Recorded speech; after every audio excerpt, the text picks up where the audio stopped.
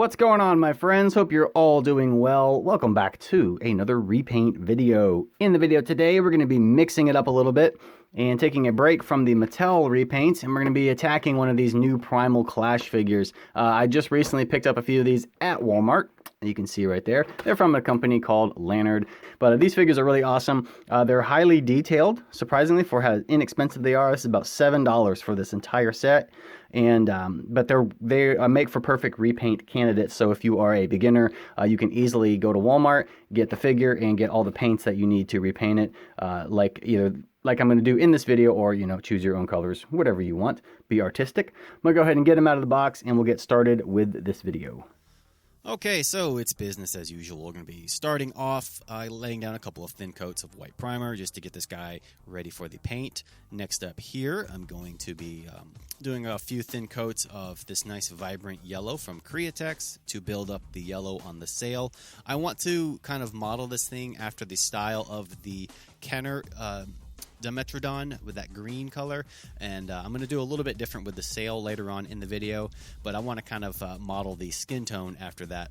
Here I'm going in with a little bit of the green apple from Createx and laying down a nice light green color on his body. And I'm going to take some of this apple barrel acrylic paint, and I'm actually going to make it into an airbrush paint by thinning it down with some flow improver. I don't have this type of green in my airbrush arsenal, so I have to make it from the acrylic paint, and this one best matches closely to the Kenner Dimetrodon skin tone, as close as I can get it, and is a nice rich green color. So that's what I'm going to apply here. And then next I'm going to go back over here, and I want to wash the model in a mixture that I've made with a dark green. Has a little bit of sepia in it, some rubbing alcohol and some water, and it's thinned down to a wash-like consistency. I'm going to wash the entire model in this, just so all that wash gets down into all that nice little detail, and it'll really make it pop.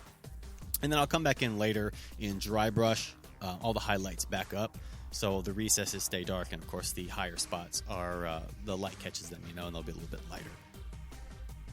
So I'm just washing it, all into the little recesses here and under the belly. I want to kind of give it that real crocodile, kind of swampy reptile kind of look, really like it's been running around in the swamps or whatever. So, but it's looking really good. It's making all the detail pop. These figures are highly detailed for the price, man. It's just crazy.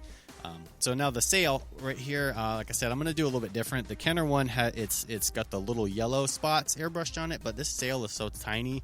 I tried it and it didn't look really good, so I'm actually going to do an orange fade up into the yellow, kind of like a sunburst fade, and it'll look a lot better on this model here. Just kind of give it a little light color in it to pop, and then I'll go back in and very, very carefully, this is hold your breath time, paint in all those little spines that are on the sail with the green color that I used on the back part here. It's just a dark green by Vallejo. And I'm going to paint the claws in a khaki color, and then I'll do a couple of coats of the khaki on that. I didn't want the claws to be black. I wanted them to kind of stick out just a little bit, so the khaki was a really nice color, and it works well for claws and horns and stuff like that. And then I will wash the claws later on with a wash to dirty them up a little bit. So the inside of the mouth, I'm starting off with a light mocha color, thin down, and then I'm going to go back in. I'm mixing up a little bit of red into it to kind of give it a red kind of pink tone, and then I'll wash it with some wash later on. So here's the wash part, where this is just a transparent burnt umber, and I'm washing it over the claws, and I'll do it in the mouth as well. Really makes him look dirty and kind of gritty looking, like he's been crawling around in the dirt.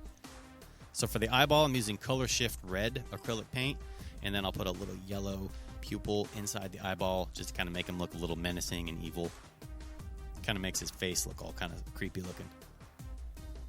And I'm going to seal off the inside of his mouth with some gloss top coat here from Createx, just to kind of make it look wet and shiny.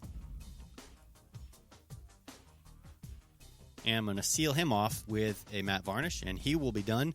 And now I'm going to move on to the gear that he comes with. And I want to weather the gear up, and the easiest way to do this plastic is really thin and stretchy, so I'm going to give it a wash in some brown shoe polish. It'll just give it a real basic kind of leather saddle vibe. kind of westerny, you know, so that's what I want to go for. And it's the easiest thing to do, honestly. Just wash it on, let it dry, do a couple of coats on it, and it'll make it look like it's leather.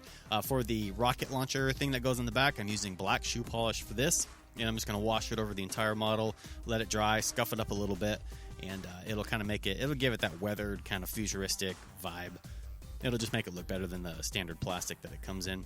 And to finish it off here, I'm just going to dry brush over the entire rocket launcher parts and all the little metal areas with some aluminum acrylic paint, just to kind of make it look a little bit more weathered and chipped, you know, like it's been in battle and stuff like that. But this is pretty much it for this custom. I'm going to go ahead and attach all of this stuff onto the animal and take some really cool pictures at the end. So I appreciate you all sticking around and watching. I hope you enjoyed the video. And remember, for more Jurassic Park related content, you guys know where to find me. Links will be in the description box below. You guys take care, and I will see you in the next video.